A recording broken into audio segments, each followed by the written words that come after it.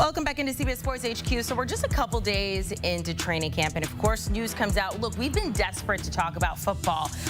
Yesterday, for instance, Justin Fields had to be carted off the field. Emory Hunt, it went from he was carted off, both feet amputated, all middle toes gone, to he just had gas.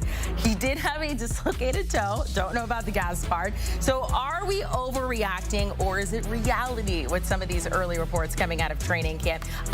Let's welcome in Emory here. I'm even going to say a J.J. Watt tweet. He said, training camp stats are insane and ridiculous. I used to think it was people just joking, but now seeing them seriously reported now that J.J. Watt, our colleague, is now a member of the media. So we're going to go overreaction to reality, Emory. Let's start with Aaron Rodgers. First throw with the Steelers, interception. I feel like this is such extreme overreaction, but give me your opinion. I will say, Amanda, this is definitely an overreaction. Aaron Rodgers loves to say, hey, I want to get everybody involved.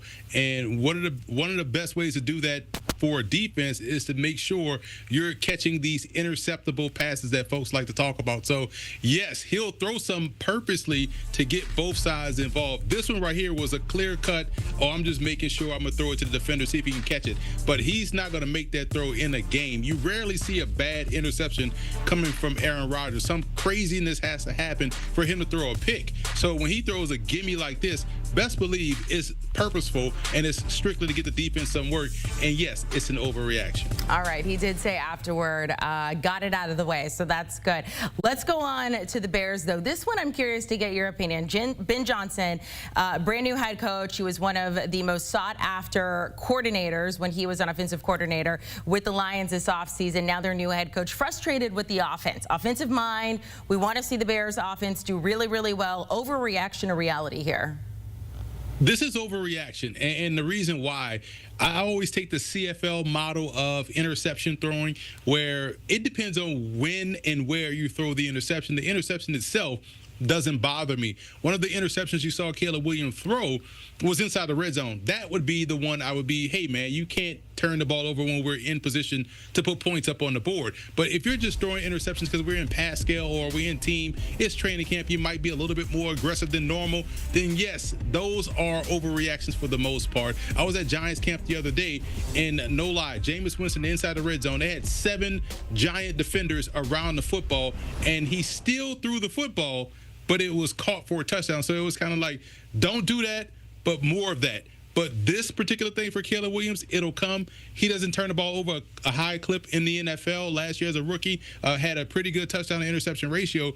I'm more concerned of when that interception was thrown, more so than the amount of interceptions he's going to throw in a practice. Okay, overreaction with like a sprinkle, if you will, of reality when it comes to Caleb Williams.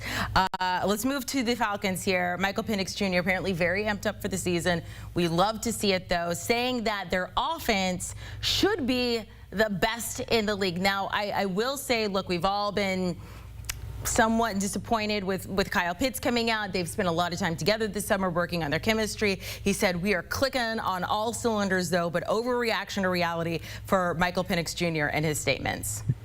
This is individually based, right? If he's talking about Drake London, reality. If he's talking about Michael Penix, I was talking about Kyle Pitts, that's an overreaction, right? So I think the entireness of the offense is reality, because you have a Drake London, you have a Kyle Pitts, you have a two-headed monster in the backfield with one of those guys in Bijan Robinson also being a fantastic wide receiver. Darnell Mooney seems to have found his second win with this Falcons offense, and the offensive line, although they lost Drew Dalman, they're still going to be very solid, and Penix has the arm to work touchdown to check down. So from his mind, I'm going in as a starter. I've had some chemistry with these guys already in live game action. Late last year, we went 3 touchdowns, 3 picks, but we were in a lot of these ball games. We had some good battles and was on the cusp of the playoffs once again. So here's the thing. I think this is a reality, but if you're going to parse it individually, Some may be a reaction, maybe a reality. Some may be an overreaction. Okay, a little mixed bag there. Finally, overreaction reality. We're going to go to the Bucs here. And Baker Mayfield, who, for me, he's just reality because I love him.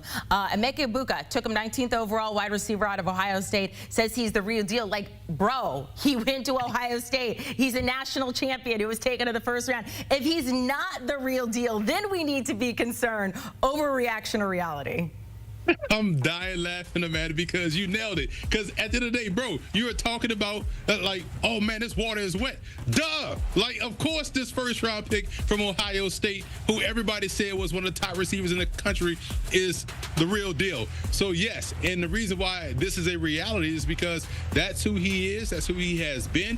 And if we're kind of saying who he reminds us of, heck, he's already on a team. He reminds me a lot of Chris Godwin. So if you're looking forward to Chris Godwin, not being the youngest receiver, has battled some injuries, how can we prepare ourselves for the eventual replacement? You get a guy that's a Chris Godwin clone. And because he can play outside or inside, when short, medium, or deeper down the field, catches everything thrown his way, also converts well on third downs, also does a great job with the ball in his hands. Yes, it's a reality. He's a real deal. But Baker, come on, man. Everybody saw that as he was an Ohio State Buckeye. This was one of the easier nails you've had, Baker Mayfield. Worry about yourself right now, Baker. I lied to you. We have one more because there is news coming in, so we're just going to throw this at you. Vikings head coach Kevin O'Connell said that Justin Jefferson has a mild hamstring injury. He's going to be held out of practice. You're concerned for that. He's going to be reevaluated next week. I think that's not a concern for me at all, because right now, you want that to happen. You want to take your precautions now with your best players. There's no need to push this guy to the limit. Why? Because he's one of the best receivers in the game. And as long as you have him out there for week one, healthy, ready to go, that's a win for you. So this, not a problem at all. If you are asking coaches and GMs to a man in an honest moment, hey, would you rather sit your entire starters the entire summer? They will say yes. Just get us to week one healthy, and that way we can have our full-fledged roster ready to go. All right, I will add this.